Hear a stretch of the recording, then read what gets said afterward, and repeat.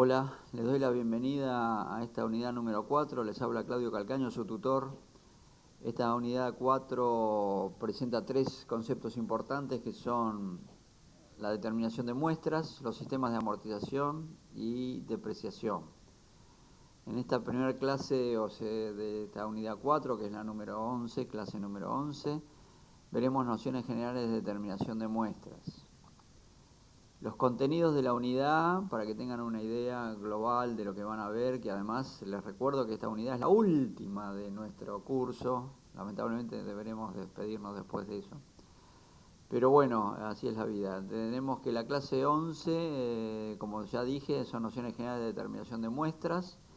La clase 12 y 13 son amortizaciones, como concepto y como sistema de amortización. Hay varios sistemas de amortización. Les quiero hacer presente que cuando hablamos de amortizaciones en este curso, estamos refiriéndonos a devolución de sistemas de préstamos bancarios o de otra clase, pero repago de préstamos. En la clase 14 veremos el concepto de depreciación de bienes y activos, que es la devaluación de los bienes por transcurso del tiempo, obsolescencia o alguna pérdida de valor por alguna razón ambiental o lo que fuere. Quiero hacer la salvedad de que es bastante común usar como sinónimo amortización y depreciación. Bueno, cuando hablamos en este curso de amortizaciones, vuelvo a insistir, son sistemas de pago de préstamos, de repago, de devolución de capital e interés. Y cuando hablamos de depreciación es la devaluación de bienes y activos. Es bastante común encontrar que tanto amortización como depreciación se usan como sinónimos, sobre todo en el sistema de contabilidad o en la jerga común o eventualmente en alguna bibliografía. Quiero despejar esa duda. De todas formas, estos temas los vamos a ver en las clases correspondientes. Eventualmente habrá una clase de cierre que no aporta conceptos, simplemente es una despedida de nuestro curso.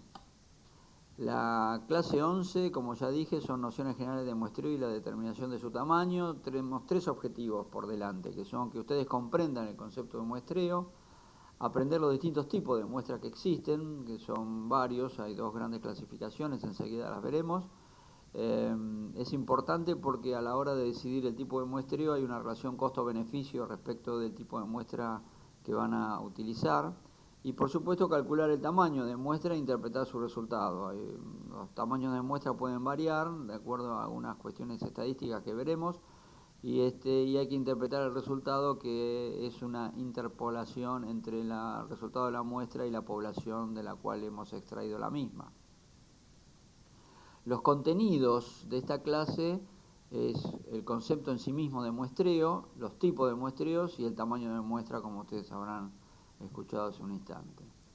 ¿Qué metodología vamos a utilizar? Material multimedia. Y por lo menos, además de este video, hay otro video más donde tratamos de aclarar a través de este material multimedia los conceptos de esta clase y dos lecturas requeridas: muestreo PDF y cálculo de tamaño óptimo de una muestra PDF, que son dos papers que he redactado con el objetivo de no confundirlos. Espero lograrlo. Más bien con el objetivo de que ustedes entiendan el concepto de muestreo y cómo se calculan los tamaños de muestra. A continuación, este video sigue con una presentación de los conceptos básicos de la clase, que los va a ayudar a, parte de la lectura del orientador y de las lecturas requeridas, a comprender los conceptos en cuestión. Bueno, les agradezco la atención y enseguida seguimos. Bueno, veremos a continuación muestreo y tipos de muestreo.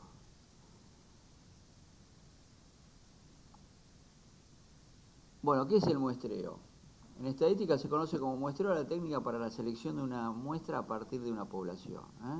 Como verán acá, tenemos una población, vamos a observar un dato de la muestra, tomando una selección de personas en este ejemplo, y lo que vamos a hacer es extrapolando los datos obtenidos a un universo del cual hemos extraído la muestra. Obviamente va a haber un error, como ven ahí, un más menos error, porque no es exactamente igual, pero nos va a aproximar a los resultados del total de la población. ¿Por qué realizar un muestreo? El muestreo no requiere tanto dinero ni tiempo como la medición de todos los datos de la población. O sea, obviamente un muestreo es mucho más económico que un censo, o sea, o tomar los datos de toda la población. No paraliza el proceso normal de la vida de la población y no necesita un número elevado de recopiladores de datos. ¿Qué tipos de muestreo tenemos? Tipos de muestreo se dividen en dos tipos generales, que es muestreo probabilístico y muestreo no probabilístico. Ven el total de la población y tomamos una pequeña selección de la muestra. ¿Qué es el muestreo probabilístico? Es un muestreo en donde todos los elementos de la población tienen la posibilidad de ser seleccionados. Suele ser el más objetivo, es el que tiene más probabilidades de éxito, pero también tiene algunos inconvenientes. Por ejemplo, se tienen que cumplir dos condiciones fundamentales, que son que todos los elementos de mi población tienen la probabilidad mayor de 0 de ser seleccionados en la muestra. O sea, todos tienen probabilidad de salir. No hay ninguno que tiene alguna chance de no salir. Y segundo, que conozco de forma precisa dicha probabilidad para cada elemento, lo que se conoce como probabilidad de inclusión. Ven ahí, tenemos la población y tomamos una muestra y cualquiera puede surgir de la muestra. La probabilidad de muestreo aleatorio simple: para obtener una muestra se enumeran los elementos de la población y se seleccionan al azar los números de elementos que contienen la misma. Los individuos de la población se enumeran del 1 al n, extraemos n bolas del bombo, bolillero, como quieran llamarle, de la muestra y serán los individuos seleccionados. La muestra obtenida es una tal que todos los elementos tienen la misma probabilidad de ser seleccionados. El aleatorio sistemático es elegir un individuo al azar y a partir de él, a intervalos constantes, se eligen los demás hasta completar la muestra. ¿Ven cómo ahí se ve el dibujito? Tomamos el 1, lo dejamos pasar, el 2 lo tomamos como muestra, le agregamos 5 y vamos al 7 y así sucesivamente. A ver, el ejemplo que podemos ver acá es si queremos saber la opinión sobre un profesor, por ejemplo, sobre el tutor que les está hablando, de una clase de 60 personas. Dichas personas están ordenadas por orden alfabético en la lista de alumnos de la clase. Para realizar la encuesta seleccionaremos a 12 personas y así sucesivamente con un intervalo fijo. En ejemplo, en cálculo de intervalo fijo es un muestreo sistemático. Ahora elegimos al azar el número entre 1 y k igual a 5 y suponemos que nos sale i2 y esta muestra el resultado mediante el muestreo. Creo que es bastante claro, no hace falta. Ahí tienen la imagen que los ayuda a comprender el concepto. Después tenemos el muestreo aleatorio estratificado, hacer estratos de la población, estrato 1, 2, 3, como ven ahí, dividir la población en clases o estratos. Y se escoge aleatoriamente un número de individuos de cada uno de estos estratos que componen a la población. Esto es bastante utilizado socialmente y demás, cuando dividimos la población en clases sociales o con alguna característica demográfica, como puede ser edad, sexo, etcétera. El muestreo por grupos o conglomerados es similar, se aplica cuando es difícil tener una lista de todos los individuos que forman parte de la población de estudio, pero sin embargo sabemos que se encuentran agrupados naturalmente. Se realiza eligiendo varios de esos grupos al azar, y ya elegidos algunos podemos estudiar a todos los individuos de los grupos elegidos.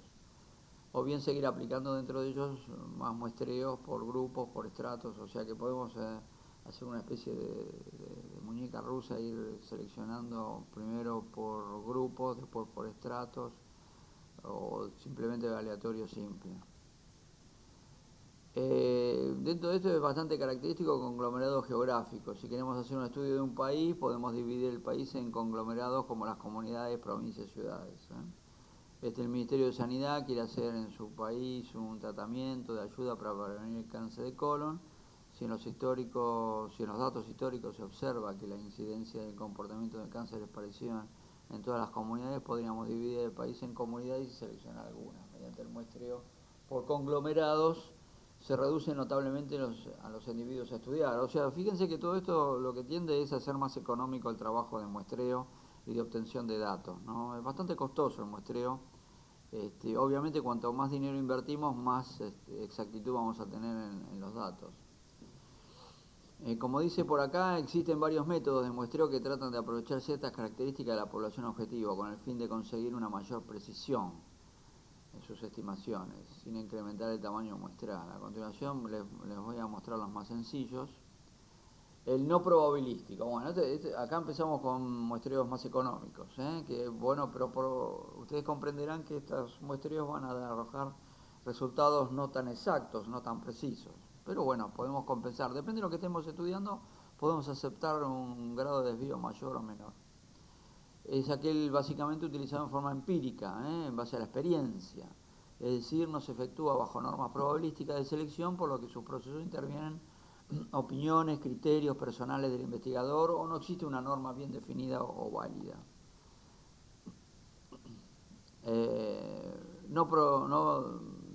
Muestreo sin probabilidad, no probabilidad por cuotas.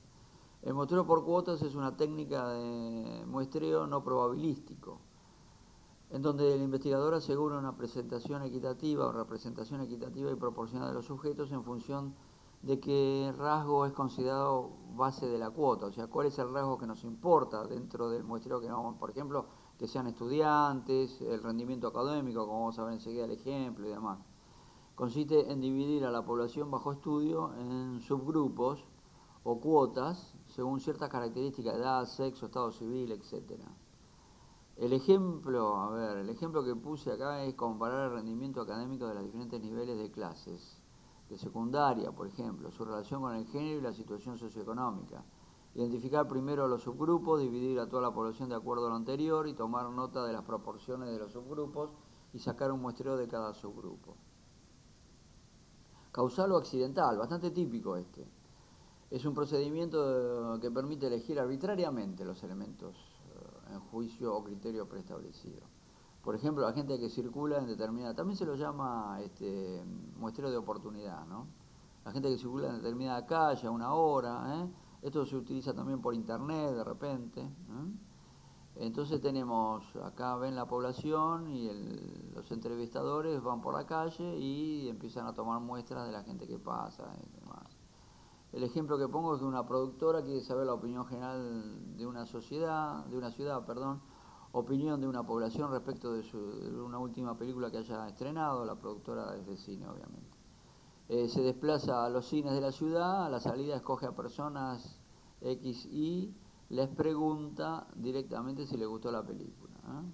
Es una muestra de oportunidad bastante interesante, porque como ejemplo, porque obviamente a la salida del cine, si vio la película, no va a poder decir que no durmió, que se durmió viéndola porque era muy mala, tal vez podría ocurrir. Discrecional se lleva a cabo de acuerdo al criterio del investigador, los elementos son elegidos sobre lo que él cree que pueden aportar al estudio. O sea que acá el investigador es el que dice, a este le pregunto, a aquel no le pregunto, ¿no? El ejemplo es jefe de estudios recomienda un estudio a nivel de sociedad anónima, el nivel de satisfacción de los alumnos con un determinado profesor, insisto con este tema.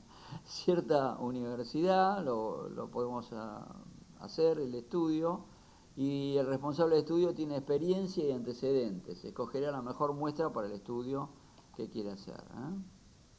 Bola de nieve, este está piola porque realmente nos hace circular por grupos que tienen una característica que a nosotros nos interesa estudiar. Este modelo es particularmente útil cuando se muestran poblaciones cuyos componentes, por motivos morales, ideológicos, legales o políticos, en realidad tienden a ocultar su identidad.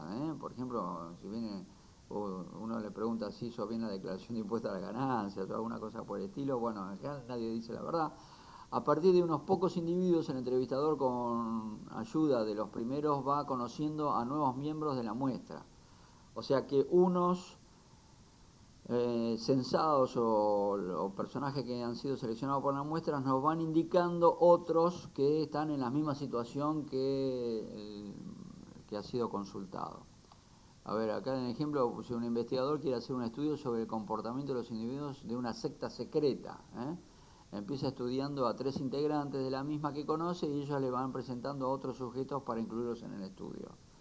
Un médico estudia un paciente, un estudio sobre una enfermedad rara, deriva a sus conocidos con dicha enfermedad y entrevista el número de individuos que precisa.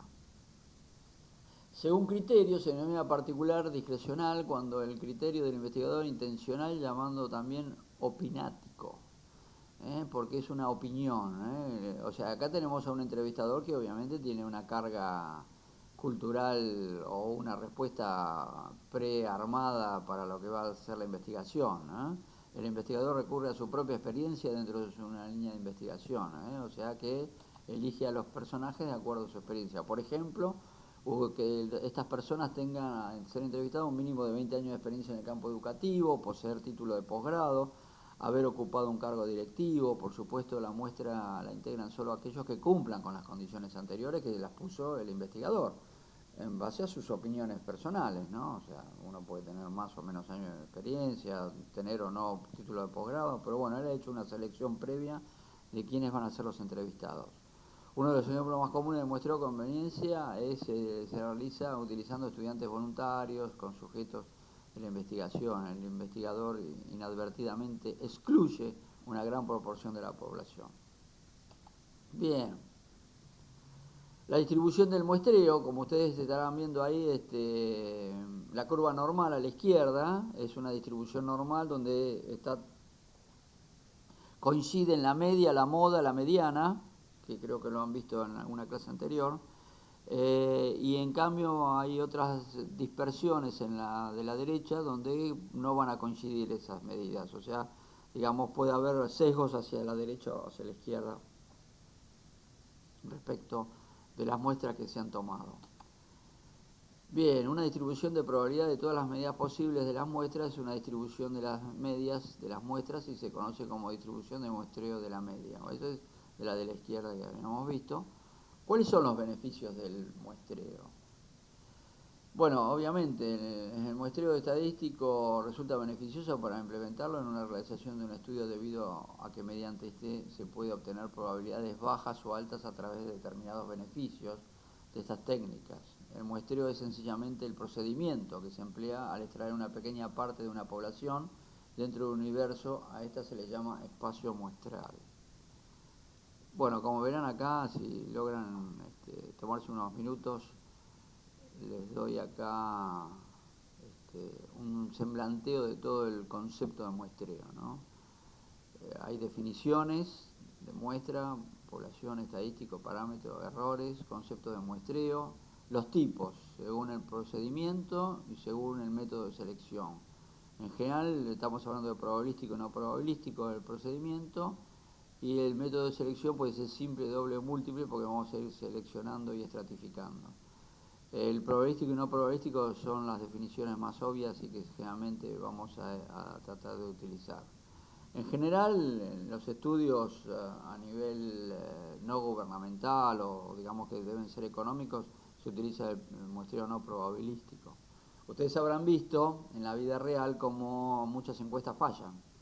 Bueno, estas fallas es lo que se llama error muestral y tiene que ver con estas selecciones arbitrarias que se hacen en muestreos no probabilísticos. Pero bueno, lo que pasa es que el muestreo probabilístico es caro y no todo el mundo está dispuesto a poner dinero, y por otro lado el no probabilístico, si bien no da datos exactos, nos puede dar una tendencia bastante aproximada. No quiero citar ejemplos de la vida real porque pueden ser un poco complicados, pero quédense con la idea que el no probabilístico es el más económico.